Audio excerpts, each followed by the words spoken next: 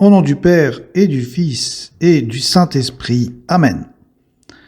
Mon Seigneur et mon Dieu, je crois fermement que tu es ici, que tu me vois, que tu m'entends.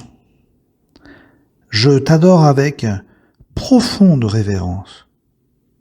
Je te demande le pardon de mes péchés et la grâce de faire avec profit ce moment de prière. Ma Mère Immaculée, Saint Joseph, mon Père et Seigneur, mon ange gardien, intercédez pour moi. Souvent dans la liturgie, 8 jours après une grande fête, l'Église nous propose une autre célébration pour prolonger cet esprit de fête. Il y a une semaine, nous avons célébré l'Assomption de la Vierge Marie. Et du coup, une semaine après, nous revenons sur les lieux. Et cette fois-ci, nous célébrons la mémoire de Marie Reine. Autrement dit, nous mettons un petit peu la lumière sur la glorification de la Vierge Marie au ciel. Puisqu'elle a eu le privilège unique d'être montée au ciel avec son corps intact, préservé de la corruption, elle est désormais glorifiée par la Trinité qui l'a fait reine du monde. À Montréal, où je vis, c'est la fête de la cathédrale qui a pour titre Marie, reine du monde. C'est une belle cathédrale qui est une copie en fait de la basilique Saint-Pierre de Rome, construite à la fin du XIXe siècle. Et elle abrite ainsi une statue de Marie, reine du monde. Alors, sans pour autant être aujourd'hui une grande fête liturgique, nous pouvons quand même nous réjouir une fois de plus avec la Sainte Vierge, Notre-Dame, qui est aussi la Dame du Magnificat, c'est-à-dire celle qui, selon les mots du Magnificat, exulte en Dieu son Sauveur. Et puisque Marie exulte en Dieu son Sauveur, nous aussi, avec elle. Alors que se passe-t-il au ciel ? C'est un couronnement. Elle devient reine. Dans le livre de l'Apocalypse, on nous parle d'une femme couronnée d'étoiles, pour signifier que toute la création participe à ce merveilleux moment. Notre-Dame, Marie, notre mère, devient reine au moment de cette Assomption au ciel. Saint José Maria, avec son esprit d'enfance, écrira les lignes suivantes. Toi et moi, qui ne sommes après tout que des enfants, nous prenons la traîne du magnifique manteau bleu de Marie, et ainsi nous pouvons contempler cette scène merveilleuse. Oui, mettons-nous ainsi dans la scène et pensons un peu à cette femme qui devient reine du ciel. Évidemment, quand on y pense, c'est un immense honneur. Et évidemment, si l'Église célèbre le Christ roi de l'univers, l'Église n'hésite pas à célébrer Marie, reine du ciel, reine du monde. Elle le fait pour souligner 2 aspects. Le premier, c'est qu'elle veut honorer la magnificence d'une créature humaine. Et le deuxième aspect, c'est pour souligner sa puissance. Magnificence de la Vierge Marie. Oui, c'est complètement logique.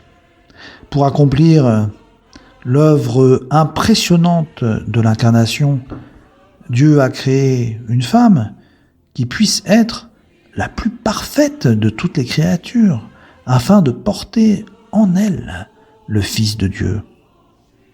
La Vierge Marie n'est pas une déesse.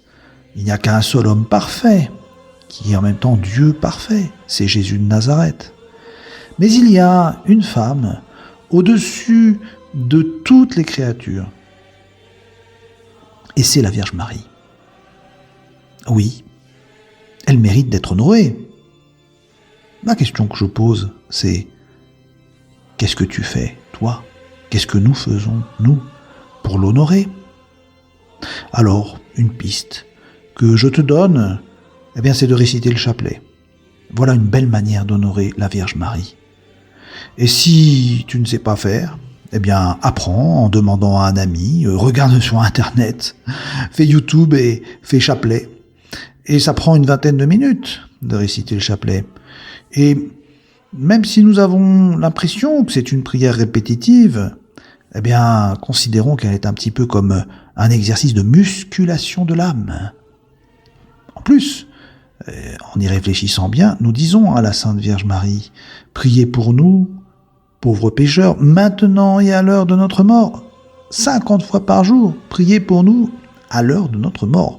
Vous vous rendez compte ce que ça veut dire à la fin d'une vie, que d'avoir prié tant et tant de fois, priez pour nous à l'heure de notre mort, que, eh bien, à ce moment-là, on aura toutes les grâces qui nous viendront de la Vierge Marie, parce qu'elle se sera souvenue, oh là là, il a prié tellement de fois pour me demander de l'aider à l'heure de sa mort. Et en même temps, eh bien, nous lui demandons aussi de nous aider maintenant. Et ça, c'est le deuxième aspect dont je vous parlais. Elle est reine, donc elle est honorée. Et le deuxième aspect, c'est que elle est puissante. Car être reine, ça veut dire qu'on a du pouvoir, on a une capacité d'action. D'ailleurs, les auteurs spirituels l'appellent la toute-puissance suppliante. C'est dire qu'elle est puissante. Oui, toute puissance suppliante, mais parce qu'elle obtient de son fils ce qu'elle veut. Enfin, le plus bel exemple, c'est les noces de Cana. Elle insiste un petit peu, et puis Jésus, anticipe son temps et fait ce miracle. Elle est puissante parce qu'elle est écoutée par Dieu, elle est écoutée par son Fils. Et nous le constatons tout au long de l'histoire. Tant de miracles de la Vierge Marie, tant de faveurs de la Vierge Marie. Nous comprenons donc pourquoi tant et tant de chrétiens se sont tournés vers elle pour lui demander de l'aide. Et peut-être aussi parce qu'elle est proche de nous tous.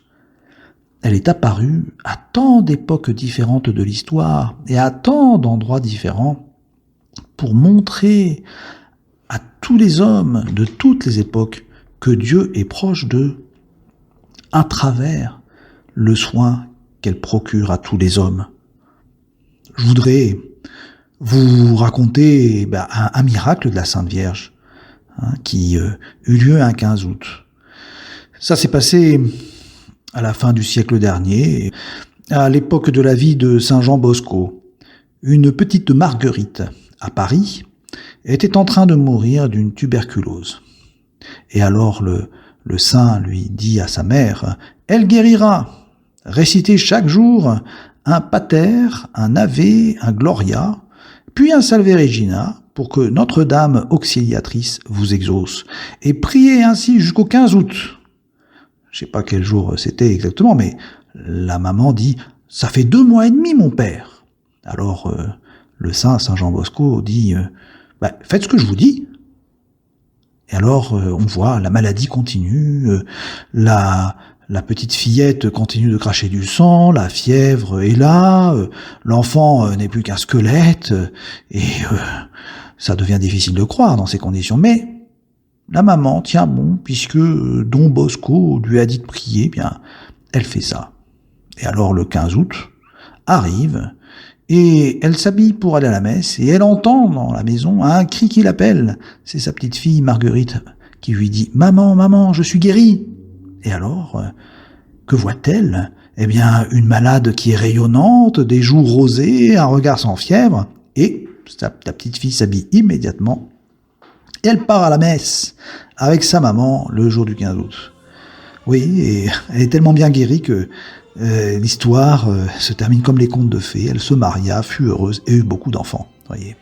Alors, oui, il y a la prière aussi du Souvenez-vous, qui évoque aussi la puissance d'intercession de la Vierge Marie Souvenez-vous, ô très miséricordieuse Vierge Marie, qu'on n'a jamais entendu dire qu'aucun de ceux qui avaient eu recours à votre protection, imploré votre assistance ou réclamé votre secours ait été abandonné. Voilà la conclusion du jour d'aujourd'hui.